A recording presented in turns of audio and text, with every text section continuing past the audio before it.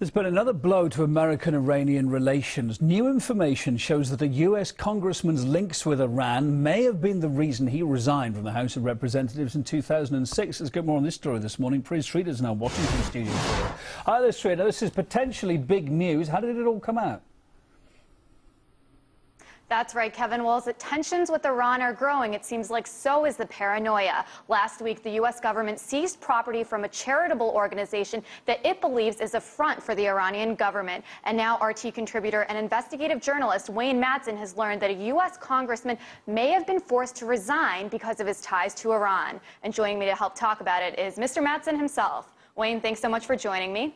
So first of all, I want to ask you, what's going on with this U.S. congressman, and what's the evidence that he could have had ties to Iran? Well, former Republican Congressman Bob Ney from Ohio, very powerful chairman of the House Administrative Services Committee, also known as the mayor of Capitol Hill because of the power that comes with that particular office, got wrapped up in the Jack Abramoff, the GOP lobbyist who was throwing a lot of dirty money at a lot of members of Congress. He was wrapped up in that scandal. But it now appears that Bob Ney and members of his staff were in charge, or at least part of a back-channel conduit to the Iranian government, even fielding a request from the Iranian government of then President Mohammad Khatami in 2003, looking for improved relations with the United States. Bob Ney said he passed that letter on to Karl Rove at the White House, but of course, Ney was indicted later. They went after him, and now they're going after some members of his staff who are members of what's known as the National Iranian American Council, a lobbying group of Iranian Americans. Some of the usual suspects, a neocon journalist named Kenneth Timmerman in the Washington Times. Seems like they've been working to try to discredit one of the heads of this organization, Trita Parsi, and some of his colleagues. We also know that Hassan Namazi, big Democratic contributor to Hillary Clinton, national finance chairman for her presidential campaign, indicted twice in Manhattan now for all kinds of fraud. They're absolutely, it seems like they're going after top-level Iranian Americans and these foundations, as you mentioned, the Alavi Foundation. So I was just going to ask you, is this a trend? Do you think there has been an increasing number of attacks on Iranian organizations and people with potential ties to Iran in recent days?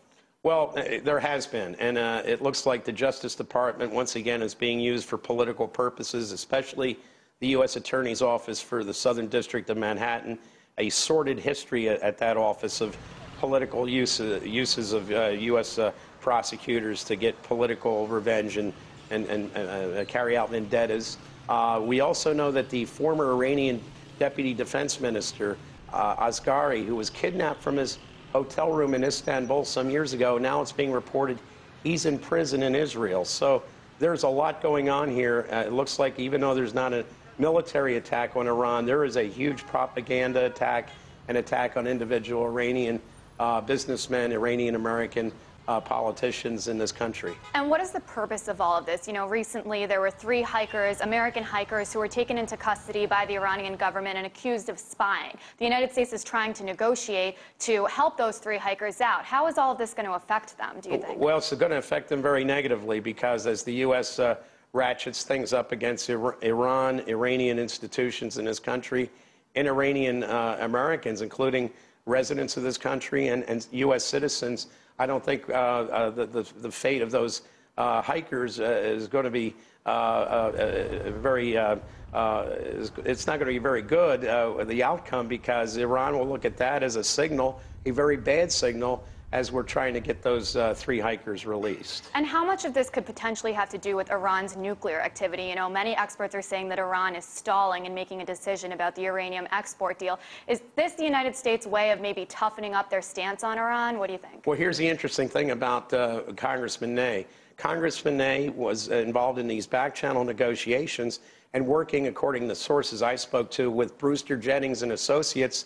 That was the CIA front company that was headed up by Valerie Plame Wilson. She was outed by the Bush-Cheney White House, and it seems like there was a willful attempt to destroy any legitimate connections with Iranians to show that Iran had, in fact, stopped its nuclear weapons production program in 2003. That's when all this happened primarily, and now we see the effects of it.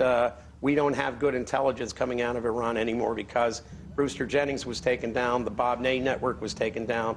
We don't have much to go on. If you're the CIA looking for impartial intelligence from that part of the world, you're not getting it. Wayne, thanks so much. Very interesting stuff. I'll be back here in another hour for another live update. But for now, Kevin, it's back to you. OK, Priya, just reminding our viewers as well, all the interviews carried out there also on our YouTube page, and a chance for our viewers to have their say, to get involved in the stories that we're talking about here at RT. Thanks for now.